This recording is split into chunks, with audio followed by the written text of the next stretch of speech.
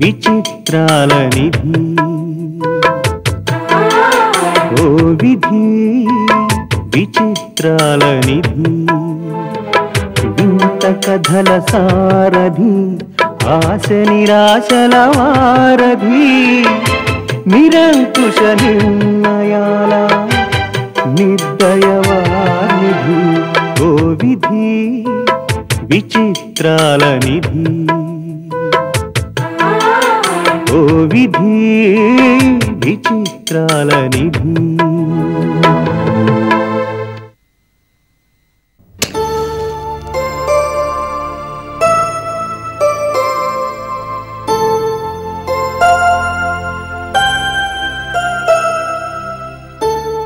రాజమ్మ, చెప్పండి father.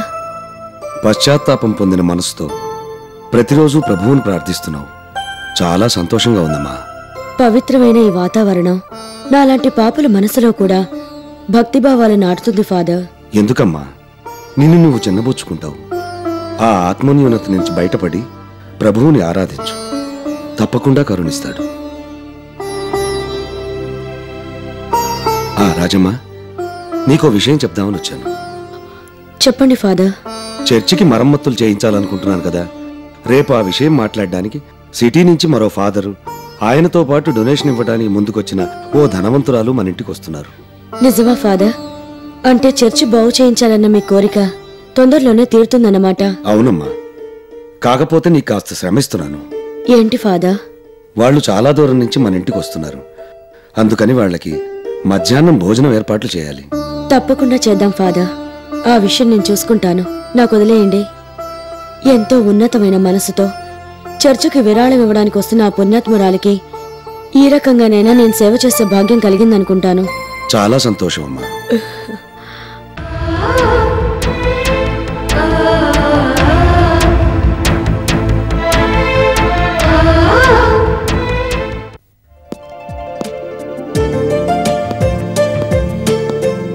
Good morning తాతయ్య. ఓ sorry. Good morning పెళ్ళికొడుకు గారు. Good morning. మంచి టైంకి వచ్చావు. కొత్త ప్రాజెక్ట్ రోడ్ స్టార్ట్ చేస్తున్నాను. Very exciting. జస్ట్ 2 minutes నీకు ఎక్స్ప్లెయిన్ చేస్తాను. కూర్చో. పెళ్ళికొడుకు అయ్యుండి మీరు ఇలా ఆఫీసులో కూర్చుని వర్క్ చేస్తుంటే ఎలా తాతయ్య? పెళ్ళికొడుకు లెవెల్లో మీరు అలా వచ్చి సరదాగా తిరుగుతుంటే మాకు కాస్త హుషారుగా ఉంటుంది. కమాన్, 60లో 20 వచ్చినట్టు కుర్రోళ్ళు అయిపోండి. ముందింటికి వెళ్తా పదండి. అంత హడావిడేమొద్దు వినోద్. అయినా షష్టిపూర్తి చేసుకోవాల్సిన ఈ వయసులో పెళ్ళేమిటి? అబ్బా, ఈ ప్రశ్న అడగాల్సింది బయట వాళ్ళు. మీరు అడుగుతారేంటి తాతయ్య? అయినా నానమ్మ మీరు ఇవాళ కొత్తగా పెళ్లి చేసుకోవాలనుకోవట్లేదుగా. ఎప్పటి నుంచో చేసుకుంటామని చాలా బిల్డప్ ఇచ్చారు కదా. అదంతా రోజులో మార్పు తేవడానికి ఆడిన నాటకమే కానీ నిజంగా పెళ్లి చేసుకోవాలనుకోలేదు కదా వినోద్. కానీ ఆ నాటకమే ఇప్పుడు నిజం చేయాల్సిన పరిస్థితి వస్తుందనుకోలేదు. మా పెళ్లి చూడటం తన చివరి కోరిక అని లెటర్ రాసి రోజీ మమ్మల్ని ఇబ్బందిలో పడేసింది. ఓకే తాతయ్య, ఏదేమైనా ఇప్పుడు పెళ్లి చేసుకోవడం తప్పదు కదా. అందుకే లేని ఉత్సాహాన్ని తెచ్చుకోండి. అయినా ఈ వయసులో పెళ్లి ఏమిటన్న క్వశ్చనే లేదు. పెళ్లి అనేది మనసుకే గాని వయసుకి కాదని ఎందరో ప్రూవ్ చేశారు. గిన్నీస్ బుక్ తిరిగేస్తే సెంచరీ దాటిన వాళ్ళు కూడా పెళ్లిళ్ళు చేసుకున్న దాఖలాలున్నాయి. అందుకే అలాంటి అనుమానాలు ఏం పెట్టుకోకుండా హ్యాపీగా ఉండండి. అలాగే ఉంటాను. కానీ మీ నాన్న రాలేదే? ఫుల్ బిజీయా? అవును, పెళ్లి పిలుపులు, వచ్చే వాళ్ళకి కావాల్సిన ఏర్పాట్లు, అతిథి మర్యాదలు, భోజనాల ఏర్పాట్లలో ఫుల్ బిజీ. అంత భారీ ఎత్తునేం చెయ్యొద్దని చెప్పు వినోద్. మనకు బాగా క్లోజ్ గా ఉన్న ఫ్రెండ్ సర్కిల్ మాత్రం పిలుద్దాం. పెళ్లి ఎంత సింపుల్ గా అయితే అంత మంచిది. ఇవన్నీ తర్వాత చూసుకోవచ్చు, కానీ ముందు ఇంటికి వెళ్దాం రండి. మీరు అక్కడ లేకపోతే హుషారుండదు. అబ్బా పదండి తాతయ్య, ముందు ఇక్కడి నుంచి రండి.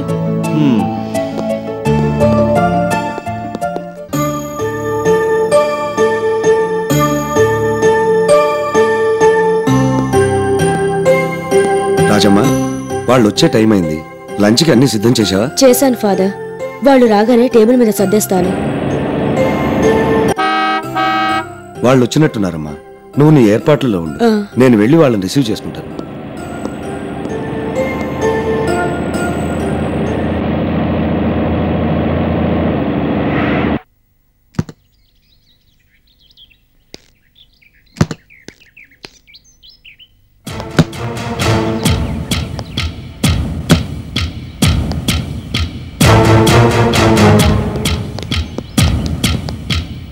Good morning father. Good morning. నమస్తే అమ్మా. నమస్తే. రండి.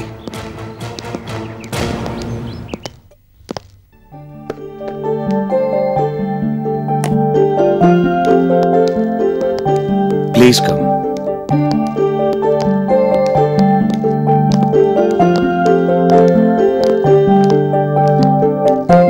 కూర్చోండి ఫాదర్. కూర్చోండి అమ్మా. ఎలా ఉన్నారు? బాగున్నాను.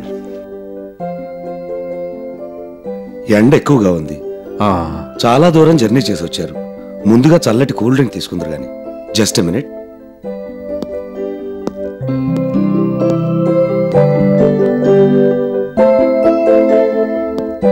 రాజమ్మ, ఫాదర్ మేడం వచ్చారు. ఎండలో ఇంత దూరం వచ్చారు కదా, భోజనం తర్వాత చేస్తారు గాని ముందు కూల్ డ్రింక్స్ తెచ్చి. అలాగే ఫాదర్, మీరు మాట్లాడుతూ ఉండండి, నేను తీసుకొస్తాను. తొందరగా కానీ అమ్మా.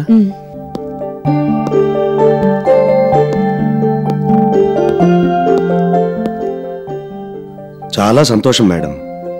ఆఫీస్ పనులు, బిజినెస్ వ్యవహారాలతో ఎంతో బిజీగా ఉండే మీరు మా కోసం టైం కేటాయించి శ్రమ తీసుకుని వచ్చారు. తన పనుల్లో ఎంత బిజీగా ఉన్నా లక్ష్మి మాత్రం సోషల్ సర్వీస్ సంగతి మర్చిపోదు. సొంత పనులకెంత టైం కేటాయిస్తుందో సమాజానికి సేవ చేయటానికి కూడా అంతే టైం వినియోగిస్తుంది. ప్రభు ఆమెకి అంత గొప్ప మనసిచ్చాడు. నిజమే ఫాదర్. మేడం గారి ఆధ్వర్యంలో నడుస్తున్న ఎలిజబెత్ ట్రస్ట్ గురించి నేను విన్నాను. అనాథలని, అభాగ్యులని ఆదుకుంటూ ఎంతో మంది జీవితాలకు వెలుగునిస్తోందని, అన్యాయాలకి, అక్రమాలకి చోటు లేకుండా నిస్వార్థంగా సేవ చేస్తున్నారని ట్రస్ట్ గురించి ఎంతో గొప్పగా చెప్పుకుంటున్నారు. పక్కవాడి గురించి పట్టించుకునే తీరిక కూడా లేని ఈ రోజుల్లో 10 మంది గురించి ఆలోచిస్తూ ఇంత సహాయం చేసి ఆదుకుంటున్న మిమ్మల్ని అభినందించకుండా ఉండలేకపోతున్నాను మేడం. అందులో నా గొప్పతనం ఏమీ లేదు ఫాదర్. ఆ ట్రస్ట్ చనిపోయిన విలియమ్స్ గారి కళ అయినే ప్రారంభించారు. తర్వాత మేము అది సక్రమంగా నడిచేలా చూస్తున్నాం, అంతే. అంత తేలిగ్గా తీసిపారేయకండి మేడం. సరైన నిర్వహణ లేక ప్రజలకు అందాల్సిన డబ్బుని మెంబర్లే కాజేస్తే మూతపడిన ట్రస్టులు ఎన్నో ఉన్నాయి. అలా కాకుండా ట్రస్టుకి అదనపు నిధులు సమకూరుస్తూ అవి సద్వినియోగపడేలా చూస్తూ ట్రస్టుని సక్రమంగా నిర్వహిస్తున్నారంటే అది చాలా గొప్ప విషయం. చేస్తున్న పని మీద ఎంతో డివోషన్, డెడికేషన్ ఉంటేనే కానీ ఆ పని చేయలేరు.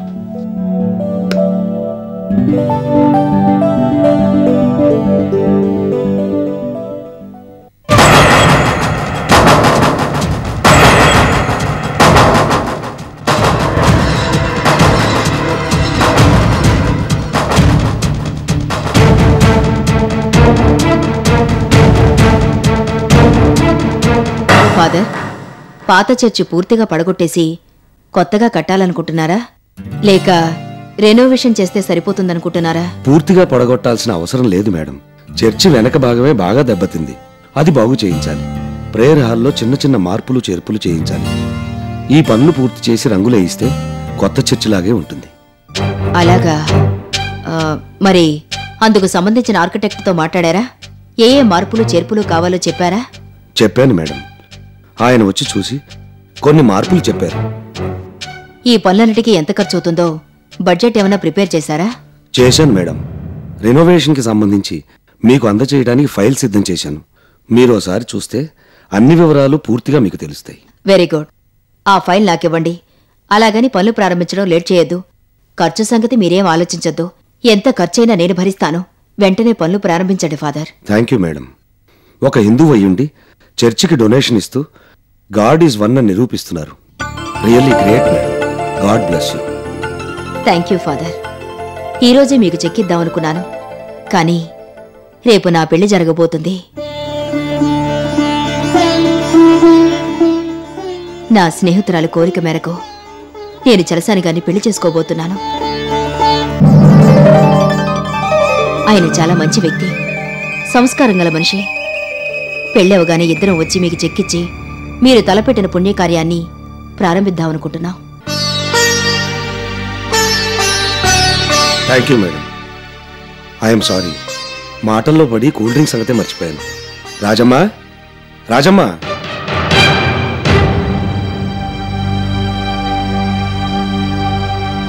రాజమ్మ ఏదో పనిలో ఉన్నట్టుంది. ఇప్పుడే వస్తాను.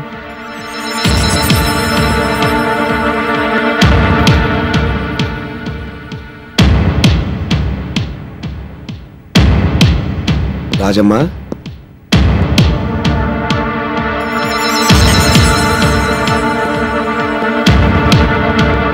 రాజమ్మ, ఏమైపోయింది?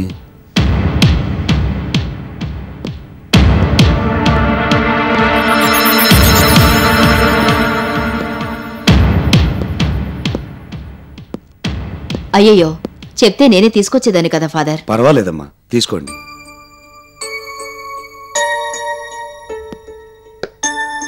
రాజమ్మ అని ఒక ఆవిడ మీరొచ్చే వరకు ఇక్కడే ఉంది.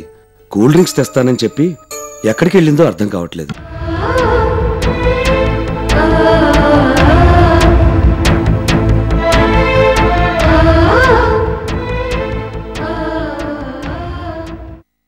ఓం లక్ష్మీ క్షీర సముద్ర రాజతనయాం శ్రీరంగధామేశ్వరీం దాసీభూత సమస్త దేవవనితాం లోకైక దీపాంకురాం శ్రీమన్మంద కటాక్షలబ్ధ విభవత్ బ్రహ్మేంద్ర గంగాధరాం త్వాం త్రైలోక్య కుటుంబినీం సరసిజాం వందే ముకుంద ప్రియాం సర్వమంగళ మాంగళ్యే శివే సర్వార్థ సాధికే శరణ్యే త్రయంబికే దేవీ నారాయణే నమోస్తుతే. ఓం ధాతా పురుష్ఠాజ ముదాజహార సకః ప్రవిద్వాన్ ప్రతిశస్సహస్రః తమేవం విద్వానమృతైః భవతి నాన్యః పంధ ఆయనాయ విద్యతే. ఓం సహస్రశీర్షం దేవం విశ్వాక్షం విశ్వశంభువం దేవం నారాయణమక్షరం పరమం పదం విశ్వతః పరమానిత్యం విశ్వం నారాయణగం హరిం విశ్వమేవేదం పురుషస్తదిశ్వముపజీవతి పచం విశ్వస్యాత్మేశ్వరగం శాశ్వతగం సోమచ్యుతం నారాయణం మహాజ్ఞేయం విశ్వాత్మానాం పరాయణం. ఓం నారాయణ పరజ్యోతిరాత్మా నారాయణ పరః ఓం నారాయణ పరం బ్రహ్మతత్వం నారాయణ పరః ఓం నారాయణ పరోధ్యాత ధ్యానం నారాయణ పరః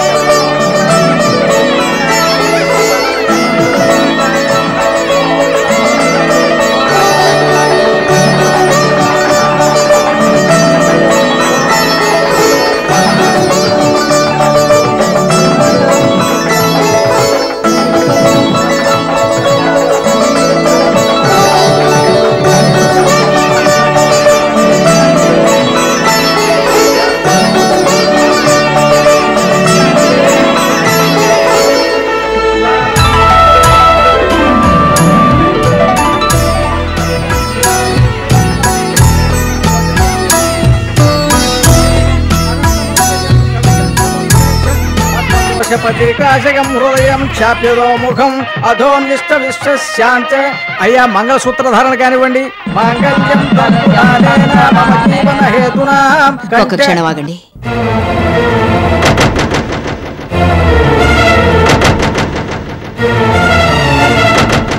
రోజీ,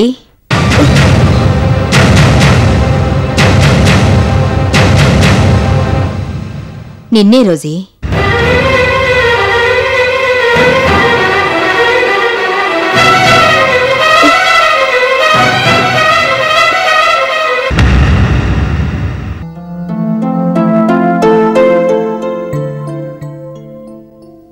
నువ్వు నన్ను తప్పించుకొని ఎక్కడికి వెళ్ళలేవు రోజీ.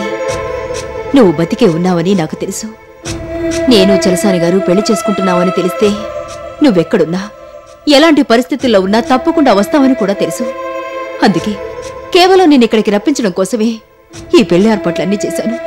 అంతేకాని నేను చలసాని గారిని పెళ్లి చేసుకోవడానికి మాత్రం కాదు.